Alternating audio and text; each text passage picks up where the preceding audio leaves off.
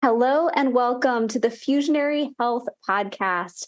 I have the special honor of having a very special guest today, Deanna Minich, a PhD, a researcher, a scientist, an author, and speaker. She is someone who I have admired for years. I have admired her content, what she teaches, how she teaches it. So many of her posts I love so much. I share them across Facebook, across social media.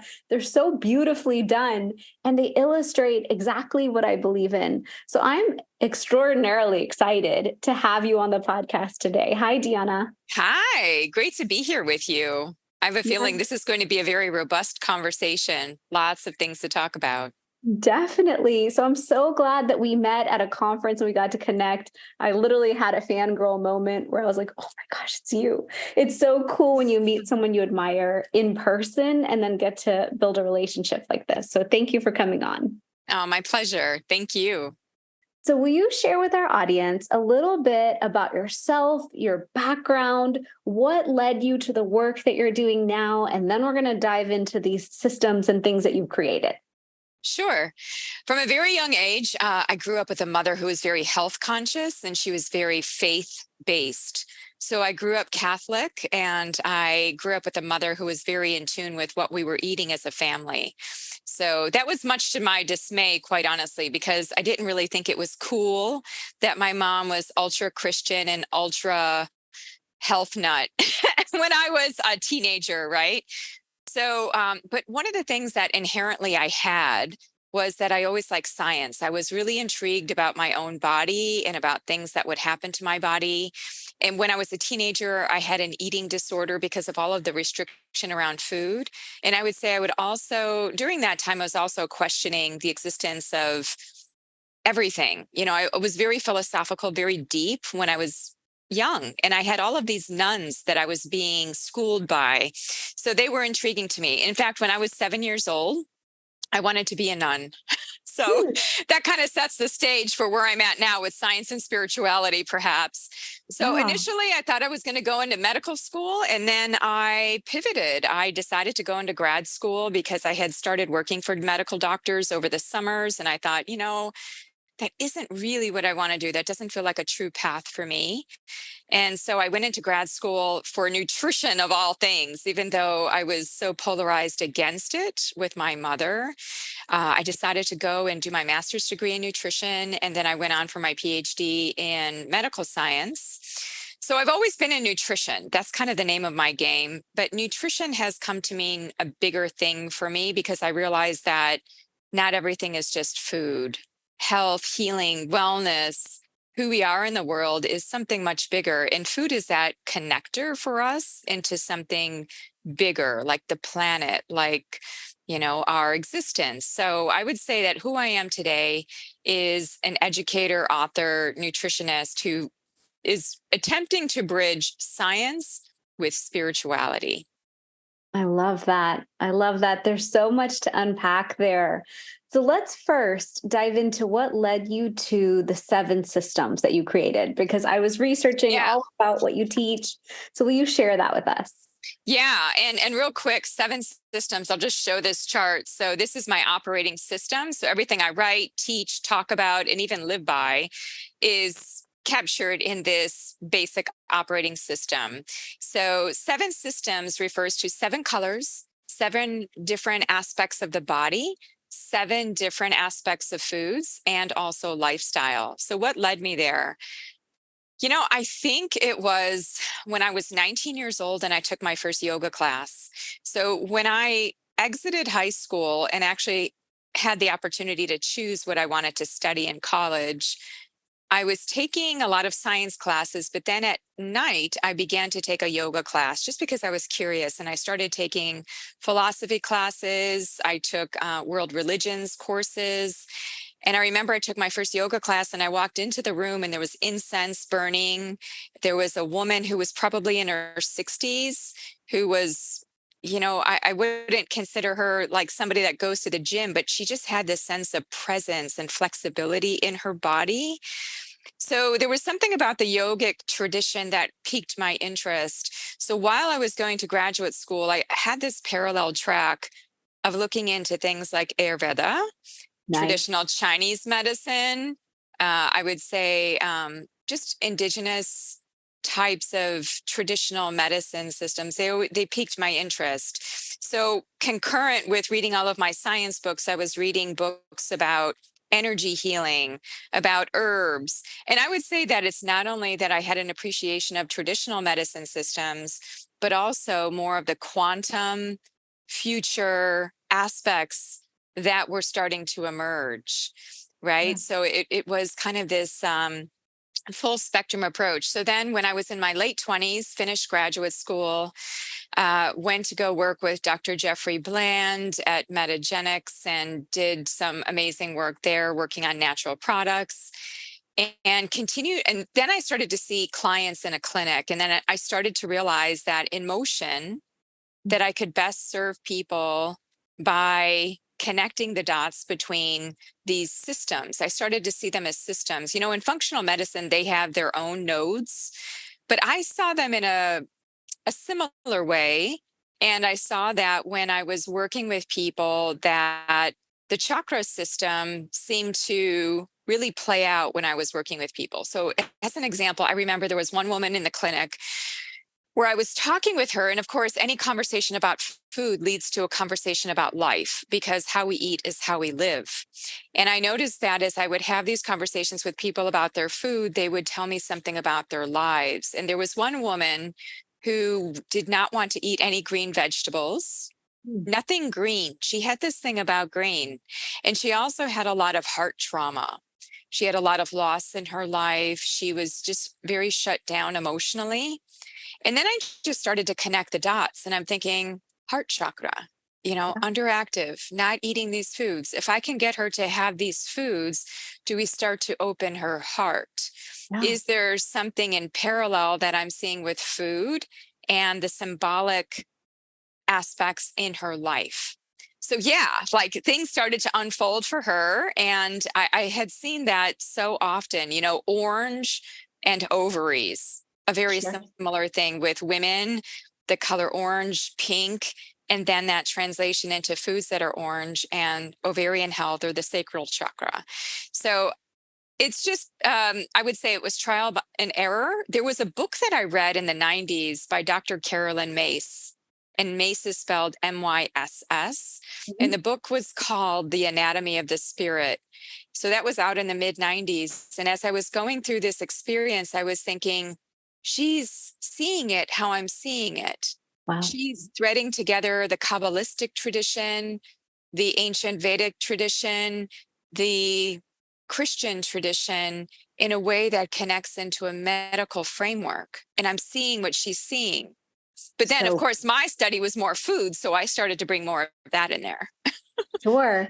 That is so cool. I mean, it's interesting sometimes when we're going through our own journey of discerning and synthesizing and integrating different modalities, and we're seeing that someone else sees it the same way, so we feel a little less crazy. I love when what I'm seeing is being validated.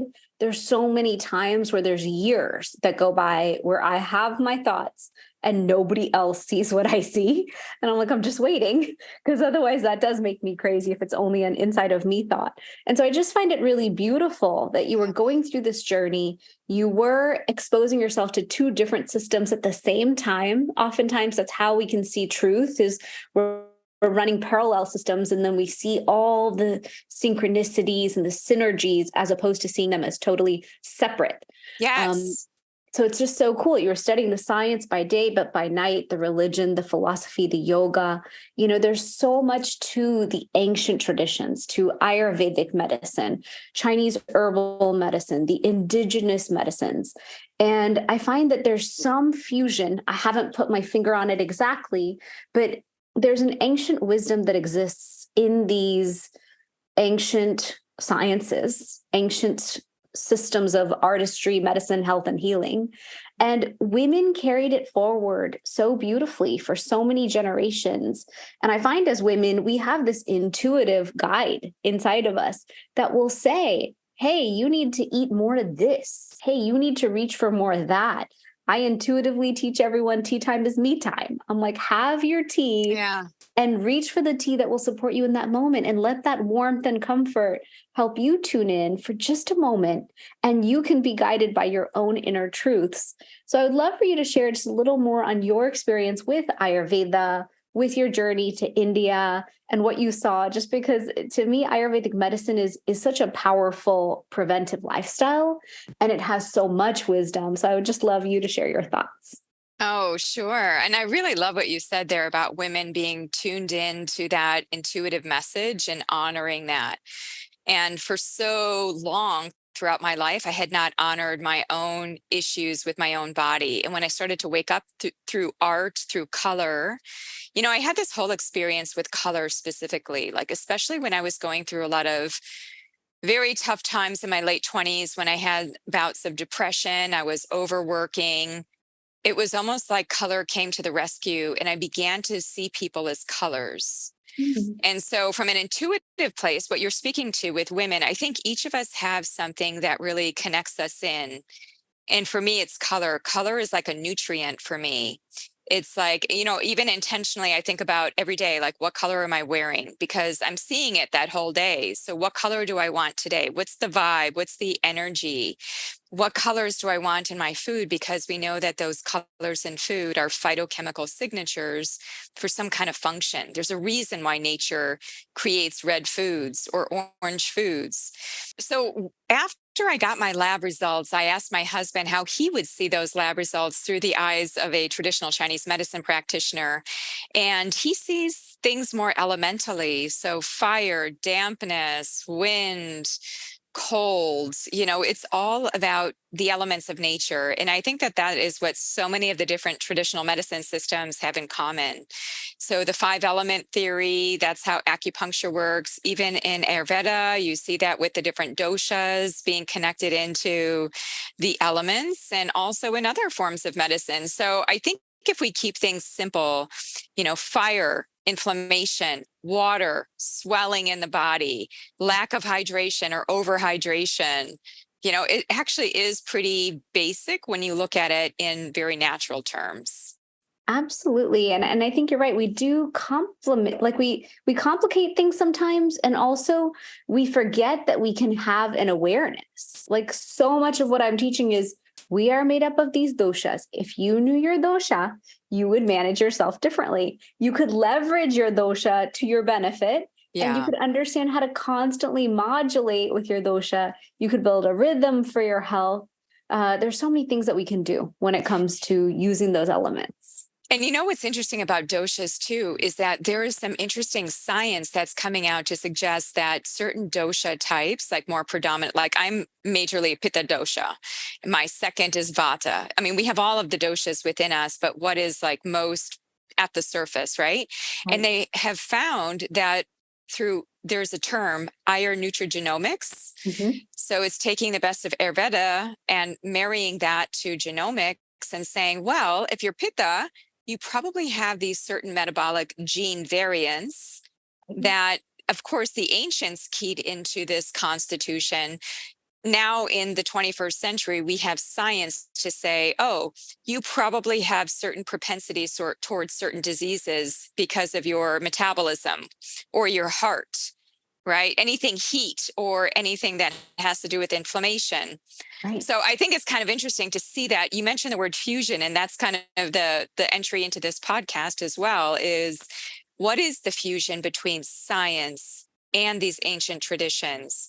And the same thing goes for TCM. You see a lot of the different concepts Sure. like chi, ki, the energy in the body, or prana, however we talk about it. Well, is it the mitochondria generating this energy? Because in the science, there was a really interesting paper talking about the mitochondria as chi, Hmm. as the energy force within us. Wow. So, anyway, I just think it's interesting to look at that connection between the two, because as we were talking about, everybody needs different ways to communicate and different language to convey perhaps a very similar concept. So, Yeah. whatever it takes. And I think science is kind of like the younger brother of the older sister of spirituality. I mean, a lot of these traditions have been around so long, they're tried and true, but now we have science to give them a different language and understanding. Absolutely. I love that. That's what a beautiful way to say it. It is like the older system. She's older sister. She holds that wisdom. She says, "Look, I've got you." She's got that mother nature feeling to her. She says, "Look, it can be as simple as tea. It can be as simple as super Mhm. spices. It doesn't have to be the most complex thing." And we all hear different languages and understand them differently and perceive them differently. And we were talking about perception earlier. So, similarly, modern science, I love modern science. I love that it's constantly and consistently proving so many things to be true. Over in Ayurveda, we kind of laugh. We're like, yes, we already knew it. But yes, you can prove it. You can prove it. It's fine. You can prove it in your modern sense, but also, it adds a validity to it for the Yeah. modern mind. We are living in modern day times. We need to see things to believe them. We're not as into studying and understanding what you spoke into, which is energy medicine, energetic healing, the quantum healing. Like these are all kind of becoming more mainstream and the consciousness is becoming aware of them, but it's not as common. So it's taking time for it to percolate up to the surface. It's true. It is taking time. And I would anticipate that we might even see synergy between what we know with these ancient medical traditions and what we are now learning in science. I mean, the acceleration of discovery now due to AI and due to all of these different technological means is increasing and increasing. I would just hope, and people often ask me, how do I feel about those things? Because I Yeah. am so reverent about the ancient traditions, but my mind sees them both. They don't have to be separated or live a dual existence. I see them all a part of our unified reality. And I think Sure. we can take the best out of both. Just like even in Ayurveda, if we look at what some of the foods were talked about back in the day, high dairy or, certain things that now within our modern society, we wouldn't eat those things in the same way because they're not as pure as they were back then. They're not sattvic, right? Sure. They are now contaminated. Yeah. So, we have to always have the proper context, the nuance, the individualization, personalization. It's all part of the bigger picture of where we are in the present moment. Absolutely. And that is a true fusionist in the sense you're fusing the worlds, you're allowing for the understanding that modern and ancient can be together. And that's something I'm a big believer in, that we have such powerful wisdom from the past. And yet I can't teach Ayurveda the way it was applied back then. We are Right. living in these modern day times. We have to modify, we have to understand for each person what works. And I love how you highlighted the elements. So let's dive back into colors and systems for a moment, Yeah, because let's do that. you have a concept around our hormonal health with the seven colors. And I'd love for you to share that, because hormone health, perimenopause, menopause, huge questions in my community. I'm 42 and the whole community is like, perimenopause, I'm not quite there yet. So sometimes my audience and my group are a little ahead of me and suffering. And then I have to play with my herbs and tinctures and figure out what to create for them. I just designed something called Hormone Rebalance Tea because I Ah, needed a solution for menopause symptoms in women. And it's adaptogenic, it's Ayurvedic. Of course, it holds the energetic intelligence to do that job. And so I would just love for you to dive into your colors and systems with the hormone health. yeah, let's go through that a bit and go through each one because I think that people can get some information about their own health from that. So, when I was first tuned into the chakra system, which is, again, we might think of this as a color coded system throughout the middle of the body. When I looked at that with my modern Western sciency eyes, I saw the endocrine system. So, red as the root chakra, I saw as the adrenal glands, survival, safety, fight or flight. The orange, which I saw as the ovaries and testes component, the aspect of flow, creativity. Yellow, right in the middle of the body, the solar plexus, seeing that as the fire element. This is the digestive system, right? This is the pancreas. It's how we burn and churn and rot and ripen food through that fire. The heart, seeing that as the air element, the expansive nature of green, oxygenation. Blue-green as the thyroid, which is even shaped like a butterfly and connected into what I believe is our sense of authenticity and our sense of expression. Then the pituitary gland, which is referred to as the third eye chakra or ajna. And so this is more of that connection to the mastery of all the other glands. Through the pituitary, we signal the thyroid, the ovaries, the testes, the adrenal glands. And then finally, the pineal gland, which is the connector to, the way I see it, it's a connector to consciousness. It's a connector to light, to photons, to the universal rhythms of day and night. And then we see melatonin there. So every gland has its respective hormone communicators. So the thyroid gland would have thyroid hormone. The heart is even seen as a neuroendocrine gland because it responds to certain peptides, especially as it relates to the kidneys that would control blood flow. The pancreas, insulin, glucagon, the ovaries, estrogen, progesterone, in men, testes, testosterone, and also in women, testosterone, and vice versa. Men also have estrogen. And then all the adrenals, we think of cortisol. So to me, this is a circuitry of hormones. And through that psychoneuroendocrine system, we come into our full expression. So it primes our behavior. We know how powerful hormones are. And the reason why these women, like you said, are going crazy and it's perimenopause. So I'm 10 years older than you. I'm 52. I have just reached menopause. Like literally I'm in my 7th month of no period. So by the time I have a 5th month, another 5 months of no cycling, I will have reached menopause, and then I'm postmenopausal. So I'm in the throes of it. I'm literally in the throes of it. And in fact, it's been so good for me to help to understand this system because many women see it as something they don't want to go through. But I do think that there is this liberation aspect. This is another phase of a woman's life. We call it perimenopause. There's adrenopause, there's melatonopause.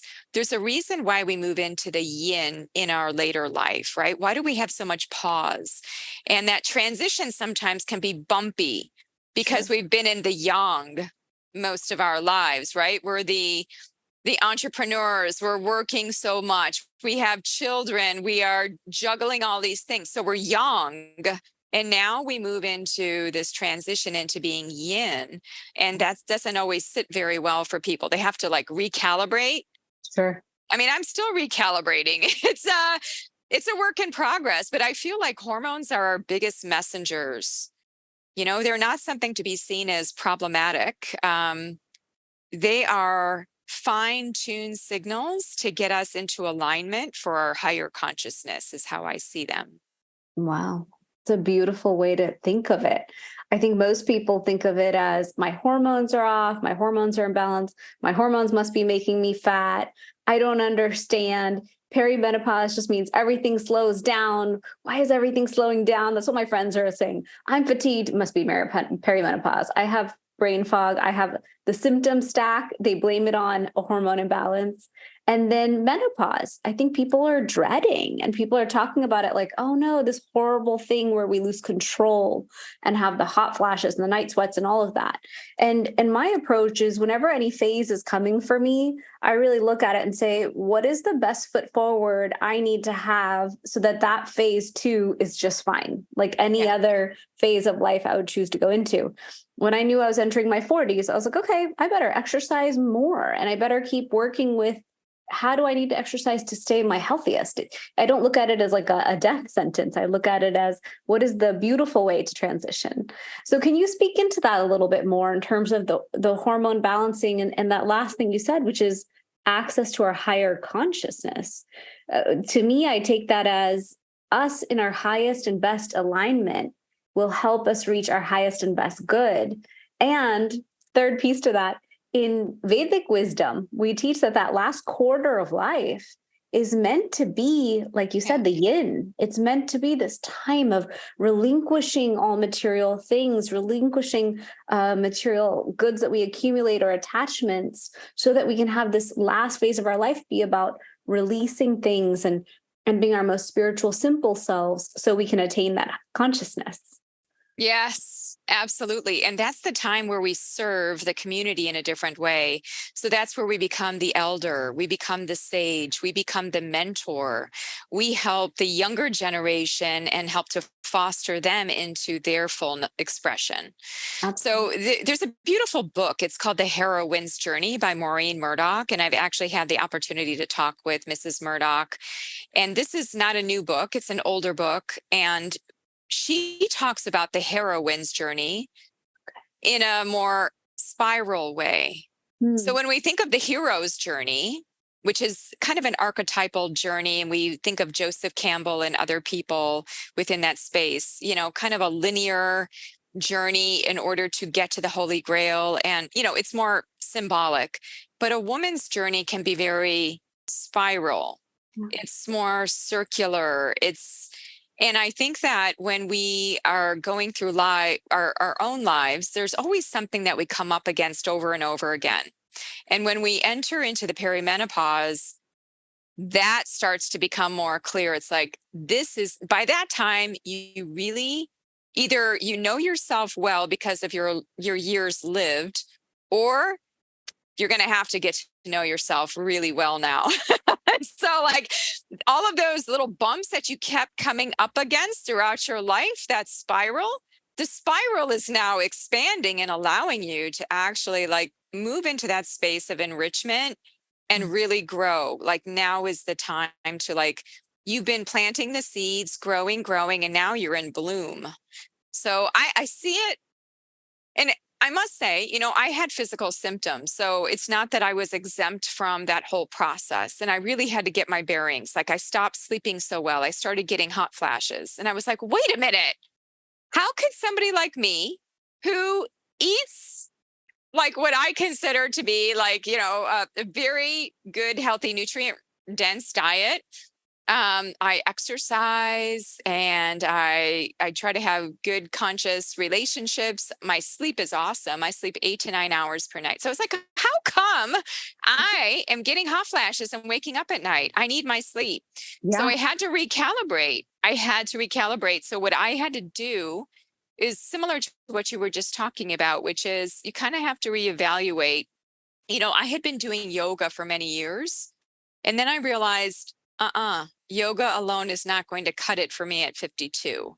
Got it. Now I need to move into strength, power, and I need to start connecting into the yin tissues like muscle, Hmm. right? And not to say yoga doesn't do that. Yoga made me very bendy, Yeah. but yoga didn't make me strong in the way of my muscles in the way that I now need that. So that has changed, right? And have you Yeah. seen that help? Yeah, I mean, I'm definitely monitoring my lean body mass. So I use a specific bioimpedance type of analyzer to kind of look at my composition. Because one of the things that all of those perimenopausal women need to know is that your body weight is just not a number on a scale. It's about what that weight is made of. So you might actually be getting heavier if you're doing more strength training or power type of exercises, right? Where you're building muscle.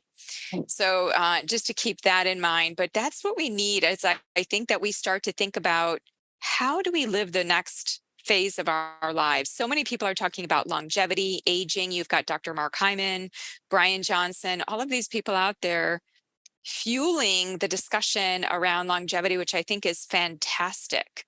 Yeah. So we have to think, what will help us to live with our own sense of vitality and prana at the level that we need to move into many different decades beyond.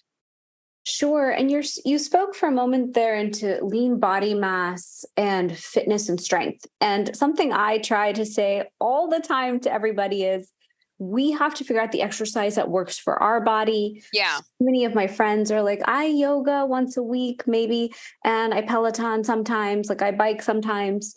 And my point to them is this is not enough. The level of movement and exercise needed to live a truly preventive lifestyle is more significant than what we've been led to believe. Just because our parents didn't exercise and that quote unquote worked out for them, I don't think it did because I'm watching that generation in front of me right Right. now. The whole reason I do what I do is because of the diabetes in my family and what it did to my grandparents, and then what I see it now doing to my parents' generation. Yeah. So, can you speak into your thoughts around obesity, our bodies, our necessity of our commitment to health and fitness? Because a lot of times people aren't willing to do the transition you're talking about to switch from yogi to strength training at 52. I have friends all in their early 40s and they're like, you want me to what? You want me to join a gym? Okay, I'll try. So I just, if you can share on that a bit. Yeah. Well, and I think first and foremost, we need to find exactly what you said, what works for us Yeah. and what we most resonate with and what we most enjoy, because going to the gym is not for everybody. It might be something where you need to just create a home space and have your home routine in such a way where you're getting that functional movement. Right. Totally. You can do doorway stretches. You can do push-ups on the wall there. You don't have to go to a gym and have that kind of visibility if you're not comfortable. There are all kinds of small things that you can do. And I think just to back up, what is really, really important before even engaging on any kind of change in lifestyle is mindset because that will fuel the sustainability of your behavior to exercise, right? So my father always says, he's in his 70s and he says, when you stop moving, you start dying. He kind of has this thing. My mom is about food, my dad is about being on the go Yeah. and moving, and I really like that. That's always stuck in my mind. I don't know where he got that from, but it's kind of like even small incremental movements. I mean, we know that walking 10 minutes after you've eaten a large meal is really good for your blood sugar and helping to process that better, right? It doesn't take a lot. We don't have to go to the gym and spend an hour every day. Even me, I go to the gym for like maybe 15 to 20 minutes every day, and Nice. I'm in and out and I'm done and I'm just doing my weights. And I try to be there fully when I'm doing it in my body. Yeah. And again, really connecting into my body and how I feel. On some days, I feel more drained, I feel more tired, and I Mm, do less. I sure. do less, right? I have some weights at home. So then I pivot and I say, well, I'm just going to do that this day. But the thing is, I try to keep it consistent, even if it's Okay. a small amount, or on some days when I have more energy, a larger amount. And really tapping into that so that, I'm feeling, I go with my feeling overall. So Sure. love your body going into perimenopause. You are going to have changes most likely, right? I mean, I must say I'm glad not to have my period. I mean, it's kind of liberating on some ways because Yeah. I of all of the systems of my body, all of the chakras, the one that has been my biggest messenger has been my sacral chakra. And I Mm, didn't realize that orange pink center within me, it was calling me to something around creativity, right? I mm, struggled so much with every month, my cycles. I had endometriosis, I had a blocked fallopian tube, and I didn't have children, right? So I had a lot of different things going on in that space. So, kind of coming into my own as a woman in her 50s now, looking to bring creativity to a different level. yeah. I'm used to painting. Again, I see people as color, I see situations as color. I paint when I'm feeling that sense of emotional, mental upheaval. Yeah. So I think that that's really important. I mean, not to say that everybody has to just go and buy a canvas with paints, but Yeah. what is it about your own sense of creative expression that needs to come out? I think that when I think about my own perimenopausal journey, that was really important for allowing me to feel that I can come into that embodiment and that expression. Sure. And I had a similar experience. I had fibroids that grew post Ah, after my second child, which is a son. And one of them grew to 10 centimeters. And so oh I called it my. like a dragon's egg. I was like, how is this dragon's egg size thing growing inside me? That's insane. And when we discovered it on MRI, my husband was like, you will surgically remove that. And I was like, you obviously don't know me well, because that's not my first approach to anything on earth.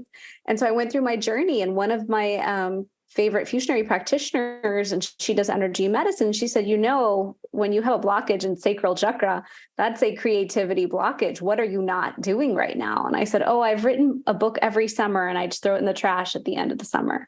She was like, you cannot do that. I was like, well, they're never good enough. And she's like, no, that's called blockage. And so now I make it a point when I create something, even if I Yeah. don't think it's the best thing on earth, it's still, if I created it with honor and reverence, I just hit publish without holding back, because otherwise that's accumulation. Yes. Yeah. Yes. And I had a practitioner tell me once about my uterus, and this doesn't apply to everybody, but she said that your uterus is holding emotions. You know how like we all have the point of our bodies where it's our loudest signal. For some people, their back goes out. For other people, their skin breaks out.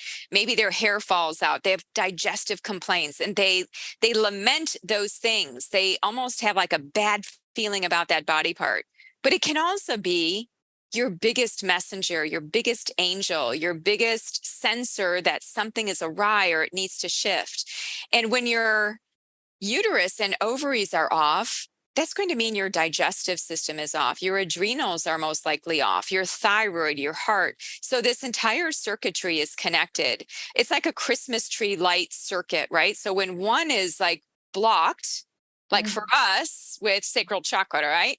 Then we have potentially a block in the other hormonal systems. And we know that scientifically that thyroid and ovaries are connected.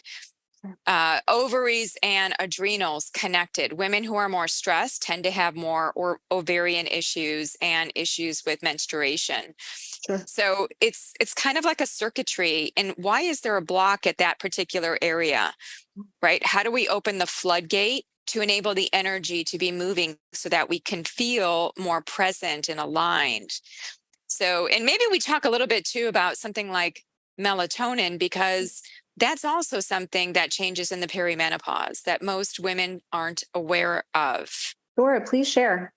Okay, so if we think of perimenopause, that's about the ovaries producing less estrogen, less progesterone. And the way that the ovaries are signaled to produce those hormones is through the pituitary gland, the master gland, right? That's where many different yoginis and sages and rishis would meditate on that spot, because it's like that master signal to all of the other endocrine glands. So the pituitary is changing its signal. It's trying to get those ovaries to produce, but it's not. There's a time that we have ovarian decline. Similarly, there is melatonopause. And that term came out of a podcast that I was doing with somebody else, where I was describing what happens with melatonin. So when children are born, shortly thereafter, their melatonin is low, but then it starts to go up, especially if they are nursed, because melatonin is fat soluble, so it comes out into breast milk. But then naturally, that child will start to produce melatonin. It goes up, up, up. By the time they hit puberty, it starts to come down like a roller coaster. By the time we hit our 50s, and by the time we are in that perimenopausal range, we're bottomed out.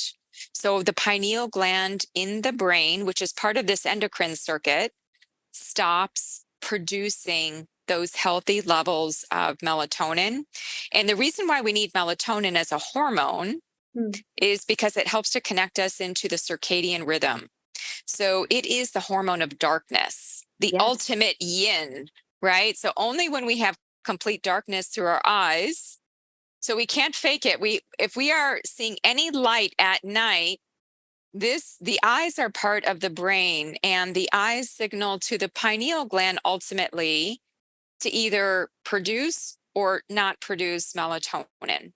Right. So many women and men, but let's look at children, teens, everybody these days. I mean, what are they doing at night when we should be having the natural darkness? They're They're on on our phone. devices, they're on phones, they're on their Kindle, they're on television, they're at sporting events with bright fluorescent lights, Yeah. right? All of that is impinging on our melatonin. Now, as a child, that's not a huge deal because they have adequate amounts of melatonin. Sure. I mean, they can start to reduce it because of all of those exposures combined. But women in their 40s and 50s, now you don't have that natural production. So now sleep will be even more disrupted. Wow. And melatonin is connected to cortisol, the stress hormone, and connected to all of the other hormones, right? So if your melatonin is not right, the other hormones won't be right. Got it.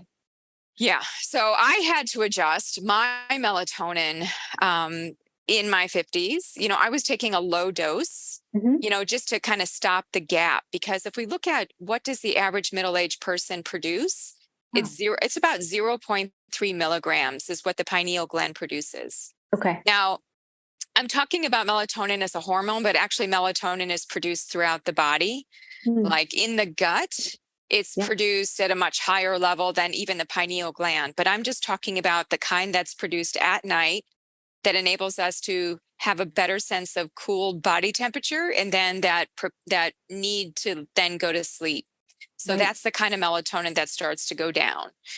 So Got it. yeah, I take a plant melatonin by the name of Herbatonin. I work with a company that is called Symphony Natural Health. And I love their whole premise on plants because they truly have this way of honoring the plant where it grows, understanding its environment, and Awesome. naturally allowing that plant to amplify certain compounds which would be good for us.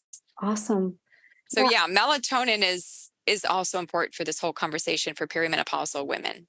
it is. And I love that you shared that. I, as you know, own a supplement company, and I'm a big fan of any company out there that understands that revering the plants that we are utilizing to help people in their lives is an honor. It's an honor. Yes. It's like the Yes. highest calling that I get to play with the plant kingdom and tune into it and pull from it what will work synergistically together.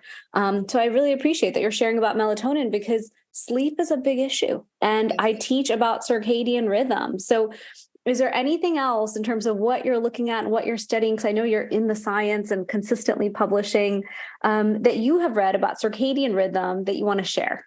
Yeah. One thing is that the highest melatonin that we produce is in the middle of the night, typically between 2 and 4 in the morning.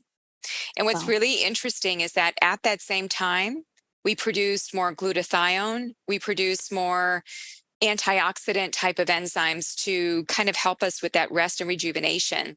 So, one of the things that I most recently learned, and this is newer science overall, is that the brain detoxifies when we sleep. So we have known about the glymphatic fluid for some years, but now what we know is that the glymphatic fluid, which is the fluid around the brain matter that allows for the depositing of all of the different toxic metabolites from the brain, that melatonin may play a role in that shuttling out process, Hmm. which I think is pretty phenomenal, actually, because melatonin, again, is fat soluble. So it goes in the brain, and it's also water soluble. So it can go into these other tissue spaces and then exit the body. In fact, one of the ways to assess melatonin is to look in urine. You can Hmm. look for a certain metabolite to see how you're metabolizing it. So that's one of the things I think people should know about circadian rhythm is that 2 to 4 a.m. period is really crucial for women going through their lives, even pre perimenopausally. So, like you haven't Yeah, gone through this yet. Be thinking about, I think it's the liver. The liver is really key for enabling us to properly detoxify. And in absolutely. fact, as you know, in Ayurveda and also in traditional Chinese medicine, they have the hours of the clock Yes. dedicated to organs. And in traditional Chinese medicine, the time between 1 and 3 a.m. is liver time. Yep. And when do most people wake up? 1 to Wonderful. 3 a.m. So Correct. it's like, Correct. It's telling us that potentially we need to be paying attention to our liver. There could be excessive activity. There could be something that is needing to get out, Yeah. right? There could be inflammation. So I think that for women like you who have not gone through the transition, amp up, ramp up, get in tune with what your liver needs, because the liver Absolutely. processes hormones. And in traditional Chinese medicine, they talk about the liver like the general. The liver is the general of the army of many different systems. So I think it's really important to have that connection into the liver as it relates to the brain and hormones. Absolutely. So speaking into detox, and I feel like I could talk to you all day, and I feel like we should get to do many podcast interviews together. Because there's so much to talk about here. When we come to detox, you teach about eating the rainbow. And so I'd love for you to wrap this up for us today on that concept, since it's your like signature thing that you teach about that I love. Like, how many vegetables are we supposed to eat a week? Can you please explain about the rainbow? Because I say it, but I'd love to hear it from your side. Sure. Yeah. Yeah. I'm not about a diet. I'm about what foods have therapeutic benefit. And one of the things that I saw is I would look at the literature would be, I could find studies to debunk eggs. I could find studies pro and con soy. I can find, I can cherry pick studies. But one of the things I cannot do effectively is say, don't eat fruits and vegetables. There's a preponderance of data to suggest that they're beneficial for reducing chronic disease risk, also helping with mood, giving us a better sense of well-being, all of the mental, emotional benefits of eating those foods as well. So within this 7 systems operating system that I work with, I see each color as having a certain function. So when we think of detoxification, just starting with red colored foods, cranberries, raspberries, beets, these types of foods tend to be connected into things like helping to reduce inflammation and amplifying antioxidant action in the body. The orange colored foods like persimmons and oranges and carrots, a lot of those foods rich in carotenoids are helpful for things like reproductive health, without kind of going into there's lots there. I've actually published a scientific paper on it, kind of looking at the different patterns in the science on each of these colors. So orange, reproductive health. That's for you and me with our sacral chakra, right? Then we have yellow. Yellow is all about digestive health, prebiotic fibers, acids, catalysts, proteolytic enzymes in pineapple. We look at banana, high concentrations of serotonin. So we see neurotransmitters even in food. Green is important for getting in folate, magnesium, looking at also vitamin K1, which I think is like the next vitamin D. So a lot of those greens have chlorophyll, which is connected to the binding of toxins in the body, and also just helpful for the heart and circulation because of nitrates. Those nitric oxide helps the heart, the vessels to open up and to have better transport of blood. When I think of blue green, there aren't many truly blue foods, but blue green I think of as sea plants. So Okay. plants that are green that are in the blue ocean, so to speak. I kind of see it metaphorically.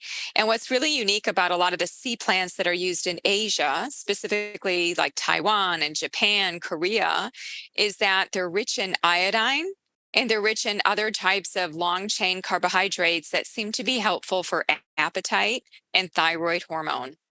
Blue purple is the brain. There are studies, copious studies on blueberries, Concord grape juice, different types of these anthocyanins that are helpful for cognition, learning, memory, and even mood. And then, there's also space for white foods, clearing foods, coconut, garlic, sesame seed, and even brown foods, which are high in things like fiber. And even some flavonoids. So each of those colors, if we're missing a color, we could be missing a function. One of the biggest things that happens to people when they start eating colorful foods and they really get on to this concept and they're thinking, yeah, I could do that. It's not following a diet. I'm just bringing in color, which means more phytochemicals. But what can happen is that people start eating the same color food without diversifying within that color. Sure. Like I was having a conversation with somebody and they're like, oh yeah, I have red foods. I have tomatoes. And I said, well, that's great, Yeah. but we need cherries. We need red grapes. We need red beets. And when you go to the store, pay attention to the different varieties within one food, like even beets. You can have orange beets, yellow beets, candy cane beets. The gorgeousness, the art of food to me is part of that color message with food as well. Absolutely. And I think sometimes we fall into our own food ruts. We, We you know, do. where I meet so many people who are like, I eat salmon and salad every day for lunch. And I'm like, no, we cannot do that. And then I of course, put the lens back on myself and I'm like, wow, we are Indian vegetarian in this house. We are eating the same thing week after week. And it's an act of going to the store and saying, hey, seasonal eating, come on. So this week I picked up every type of nectarine, every type of peach. Yes. I was like, let me consciously go pick up one of every kind because Yes. the variety really matters. The body is craving that variety. And to your point, I was recently meeting with my functional medicine doctor. It came up in my own dashboard of health, as you mentioned it, stool test, blood work, and everything. She goes, you are missing reds. You are missing reds. I'm prescribing you reds powder until you build a habit of eating reds. And I thought, Wow. oh my gosh, that's crazy. That's nuts that it's that apparent. But to your point, it'll cause a physiological shift in the body if we're Yeah. not getting a whole category of nutrition that our body needs. So what I would say to you about those red foods, by the way, your practitioner sounds great. I mean, what just nice insight into your health. So the fact that she saw that, I think is very intuitive. So red, be thinking of your root chakra. So Yeah. where am I lacking in my sense of feeling safe, survival, physical body concerns, even things around the home, finances? This is kind of how I think about that root place of us. Sure. And I think that the root is the place that most people struggle with, actually, True. whether it's allergies or immune issues. So, red colored foods, the only thing about red is that you kind of have to watch. It's a double edged sword. Some people have a histamine response from certain red foods, Sure. right? So, strawberries are high in histamine. So, we have to watch that. There are certain citrus fruits as well that are high in histamine. Yeah. Other people can't tolerate nightshades like tomatoes. Right. So they get joint pain. They actually get red. They get the pain, the swelling, the inflammation from a red food. So the only thing about red that I tell people is just note where you net out with every type of food. Not Sure. every food just because it's colorful, beautiful, and natural and from nature means it's great for you. There might be certain red foods not to tune into as well. Absolutely. Absolutely. And that's what it comes down to is that self-awareness, that intuitive awareness of ourselves, taking the time when we eat to be conscious about what we're eating and in the thereafter saying, how do I feel about that? Did that make me feel better or worse? And why? And I think, like you've mentioned, food is such a powerful tool to use to interconnect our own circuitry, interconnect our own, you called it psychohormonal connection. Psychoneuroendocrine, yes. And in Oh. fact, that's not even my term, that's out there. Some of your listeners may have heard of PNEI, Mhm. psychoneuroendocrine immune system. You can just see how we're linking body systems, right? We're Right. starting to recognize that there's a whole, there's a web. It's not in silos. Yeah. It's a whole. So psychoneuroendocrine immune system, which And is the and I chakra system. yeah, it is. It is a chakra system. It's that ancient intelligence Right. being explained in a modern way that we can understand because this is what we're dealing with is the physical body, but tying it again to that ancient wisdom that exists within all of us. Very true. Well said. So beautiful. So beautiful. Well, I absolutely loved talking to you today, Deanna. I feel like I could truly talk to you for hours and hours and hours about health and wellness. Is there anything else you want to share with us today? Anything else that's been on your mind in terms of health, wellness, Ayurveda, circadian, any of it? I would just say that my three principles to always leave people with are the following: color, creativity, and variety. If people can remember those things and apply them not to just their food, but to how they live, having more color, what are the colors you're wearing? What are the colors you're eating?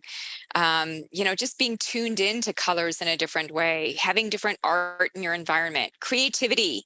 How are you being creative, getting out of your own ruts, right? And creativity is a life force. We're all inner artists. And so how do we bring that to the forefront in our unique way? And then the third one with variety, just like you said, we can be in food ruts. Food ruts usually mean life ruts. So how do we get variety? Yesterday I was talking about spices. I know you're tuned into spices as well. Like sometimes we need to just shake up our routine and get some variety with spices, trying to get 50 unique foods in 7 days and trying out different foods, getting variety. It's going to change up our body systems to start seeing that in a new way. So color, creativity, and diversity or variety, I see those as principles of nature and principles of health and healing. Absolutely. Oh, I love that. Thank you so much for ending us on that message today. Thank you, everyone, for joining us for the Fusionary Health Podcast. This is the whole reason I created this podcast, is to get to talk to incredible practitioners, scientists, researchers, change makers in our community who are doing the work, who are bringing together such incredible knowledge, fusing it and synthesizing it for all of us so that we can improve our health and build vibrant health every single day. So thank you so much for joining us today. Thanks for joining me for this episode. Check out our sponsor, Fusionary Formulas, the potent turmeric supplement used by doctors around the U.S. for patients with pain and inflammation. www.fusionaryformulas.com. I'm your host, Dr. Shivani Gupta. For more, visit shivanigupta.com. Subscribe to this podcast in Spotify or Apple Podcasts. Click the follow button or subscribe in any of the apps that you use. That's all I've got for you on the Fusionary Health Podcast this week. You have the power to transform your health and achieve vibrant health starting today.